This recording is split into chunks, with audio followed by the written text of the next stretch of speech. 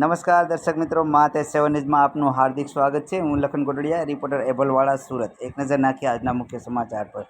સુરતના મોટા વરાછા અભિરામ પાર્ટી પ્લોટમાં સમસ્ત વીરડી ગામ પટેલ સમાજ આયોજિત સુરત દ્વિતીય સ્નેહ મિલન સમારોહ યોજાયો।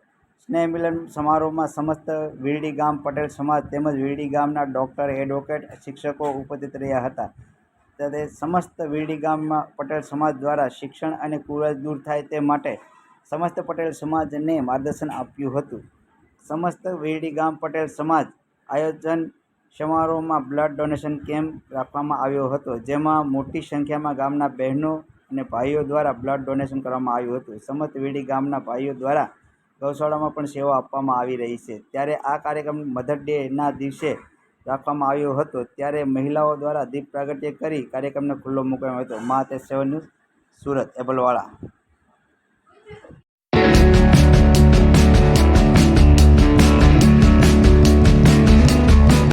જી, આપનું નામ?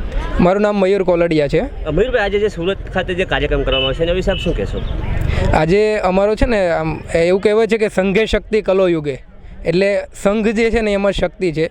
તો વર્ષોથી અમારા સુરતમાં ગામના ઘણા બધા લોકો આવે છે, પણ છૂટાછવાયા હોય છે। એ બધાને ભેગા કરીને એક પ્લેટફોર્મ ઉપર લાવવાનો આ પ્રયત્ન છે, જેથી કરીને જે નબળા રહી જાય છે, આર્થિક રીતે પાછળ છે કે કંઈ દવાખાનાની તકલીફ છે, એ બધાને એકબીજા સપોર્ટ કરી શકે, ઓળખે, ધંધામાં મદદ થાય, આ બધા અમારા લક્ષ્ય છે।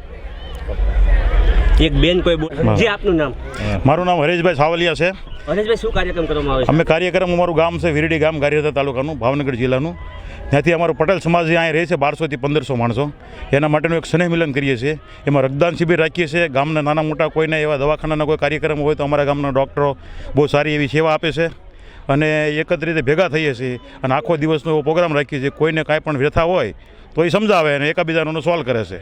અને વર્ષથી આયોજન કરવામાં હજી અમારો બીજું વર્ષ છે। ગયા વર્ષે કર્યો તો બીજો વર્ષનો બીજો પ્રોગ્રામ છે અમારો। સમાજને શું સંદેશ આપશો? સમાજનો સંદેશ તો અમે એક બ્લડ કેમ્પ રાખ્યો છે, પછી બાળકો ભણતા હોય એને ઉત્સાહિત કરીએ છીએ ઇનામ આપીને। પછી એક અમારા ગામમાં એક સંસ્થા ચાલે છે સીતારામ ગૌશાળા। સીતારામ ગૌશાળા માટે અમારા ગામ બહુ મોટી મહેનત કરે છે અને એમાં 250 થી ગાવું અને બળદો રાખીએ છીએ। આ આયોજનની અંદર કેટલા લોકો જોડાયેલા છે? આ આયોજનની અંદર એટલે મતલબ આમાં 1200 જણા અત્યારે અમારો પ્રોગ્રામ છે, 1200 જણાનો। અને આ આયોજનની ગૌશાળાની પ્રવૃત્તિની અંદર 80 છોકરાઓ એવા છે કે રોજ જે કડતાલ વગાડીને ધૂન મંડળ ચલાવે છે। અતિ વિશેષ તરીકે કોઈ ઉપસ્થિત રહેવાનું? અતિ વિશેષ તરીકે તો અમારા ઉપસ્થિતમાં તો ભાઈ પટેલ સમાજમાંથી જિગ્નેશભાઈ ઢોલા અને હાર્દિક સાંસળ આવવાના છે।